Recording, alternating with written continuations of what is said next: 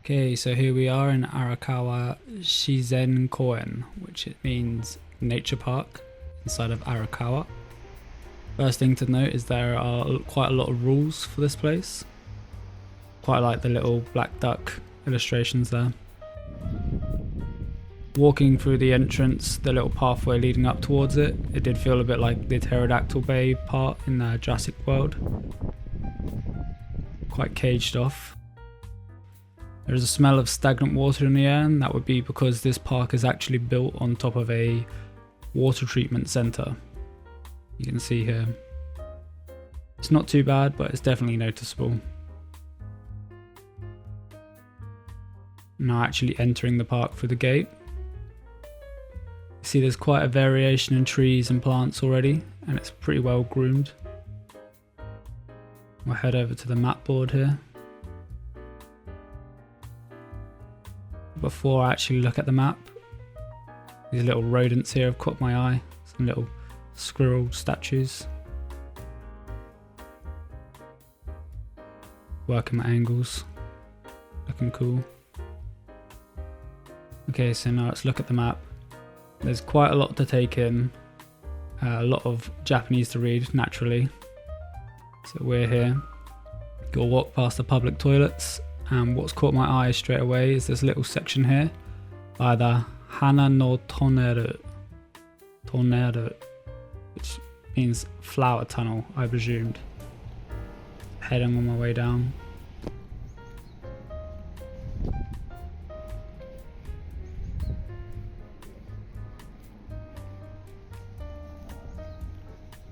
And there's the public toilets.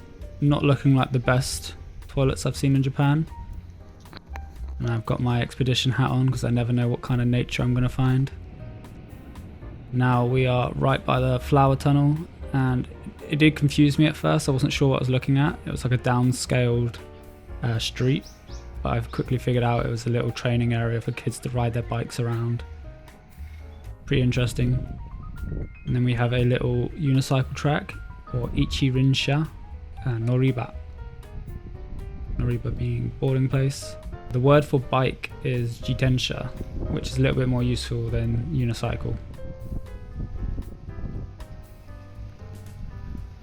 Not exactly a flower tunnel yet, but you can imagine. Another little rodent caught my eye. So there's a little water feature here that wasn't active. You can see it's boarded off. Quite quiet here. I think it's a bit of an off season.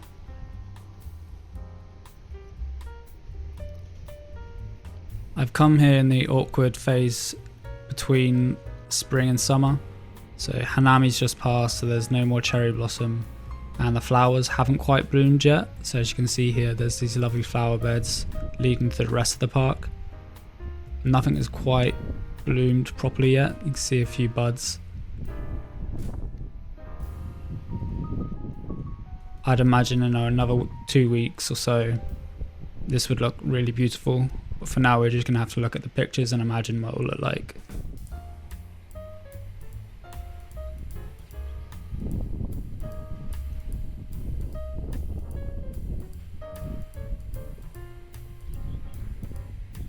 Moving on to the rest of the park.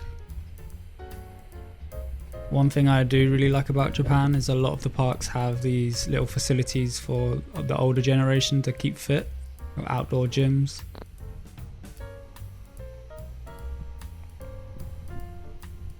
Interesting bit of art here. It's not the most interesting piece of art, but I did like a backdrop in the background. The city view in the background, it's just a nice contrast. Little man-made pond here with some more terrapins, or kame for turtle. If you're a Dragon Ball Z fan, you'll recognise the word kame from Kamehameha, or the Kame House, which literally just means turtle house. Easy way to remember. There's another little turtle or terrapin hiding there. There's quite a lot of little fish also in this little pond, which I imagine the terrapins feed off of. Terrapins are omnivores, so they do eat some fish and vegetation. This guy was the most chill. Definitely the Michelangelo of the group.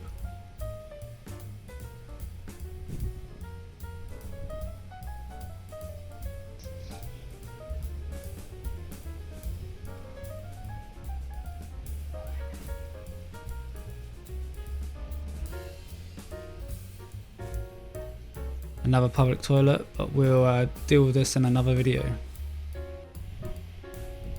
Got a sign here, so that was a traffic park that we went by with the bicycles, and we're moving towards the Swan Pond. Before we do that, there's a little water play area that's also closed. Like I said, not quite ready. We're in this awkward period between spring and summer.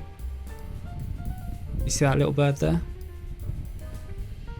The word for bird is tori, and the kanji also looks a bit like a bird. But the bird here is a pied wagtail, in other words, kuromori. If you look closely, you can actually see it wagging its little tail. These two little wagtails here, they were doing these little swoops around. I think they were taking advantage of all the little bugs hanging around by the stagnant water here. Getting a little bit of a feed in. It was fun to watch.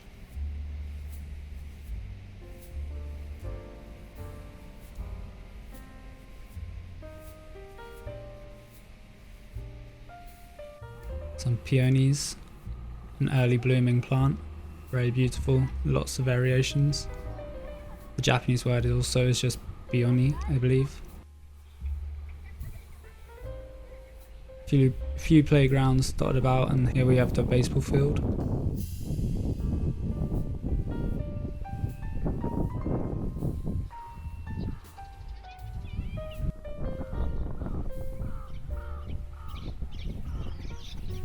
A few more cheeky little birds fluttering around.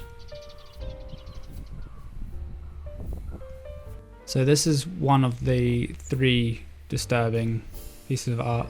Well, I wouldn't say it's disturbing, but definitely I find it hard to read. It gives me mixed feelings.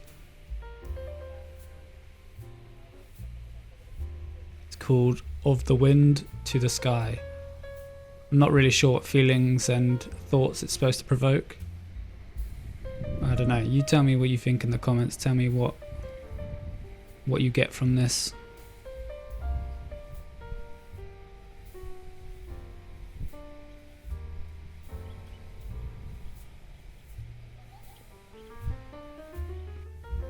Okay, so moving further down towards the Swan Pond.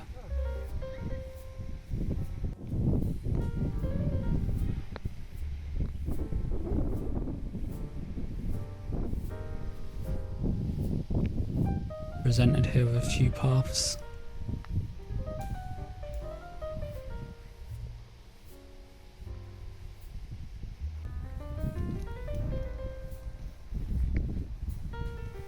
So a great thing about this park is you are quite spoilt for variation in plants and vegetation. It's kind of hard to decide what to look at because there is literally just so much to see. Got a little rock lake thing. I'm not quite sure how to describe that for you guys, but you can see for yourself.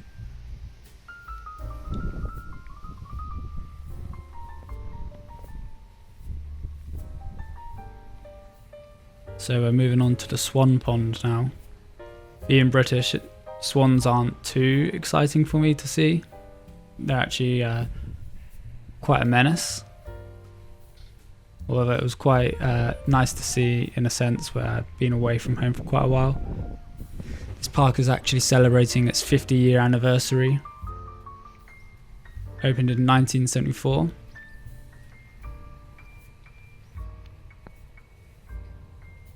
We have 2 swans, Rio and Sakura. So Rio I think is supposed to be Leo. So Leo has a slightly darker beak from what I can read on the sign. I believe that makes him the one on the left. So Rio wa hidari desu. Sakura wa migi desu. Leo on the left, Sucker on the right. Something like that, I think.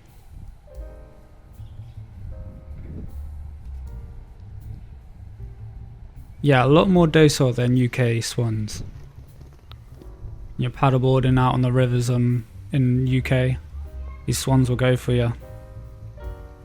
They're a bit more road. These ones, they're just chilling, you know. Some nice purple bells that smelt lovely. And now onto the second installment of uncomfortable artwork in this park. Do you have any guesses to what this might be about, this statue here? I mean, I was looking at trying to decipher what the artist was intending. I figured there was some sort of instrument band going on. Apparently it's a duet.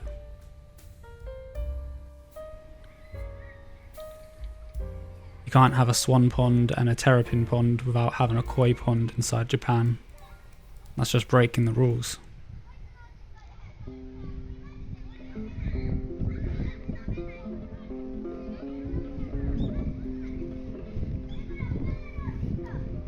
Then leading on to the rest of the water, you've got this little, oh look, the little pigeon there. A little oriental coloured dove. I like that in Japan, a lot of the pathways are integrated into the nature, like this little one here.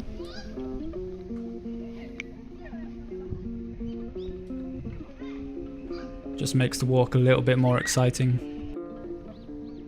And we have our third and final disturbing piece of, again, I shouldn't use the word disturbing, but I don't know how it makes me feel. I mean, just look at it. I think this one takes the cake. I'll wrap this video up. There's a little duck there sleeping. The word for duck is camel. So I like this park. I think I'd give it a strong 7 out of 10. There's quite a lot to see there. There's a bit for everybody, you know, there's a lot of plants, a few playgrounds and such for the kids. Yeah, that wraps this video up. As always, much love. Let me know if you enjoyed a park review and I'll see you another. Bye.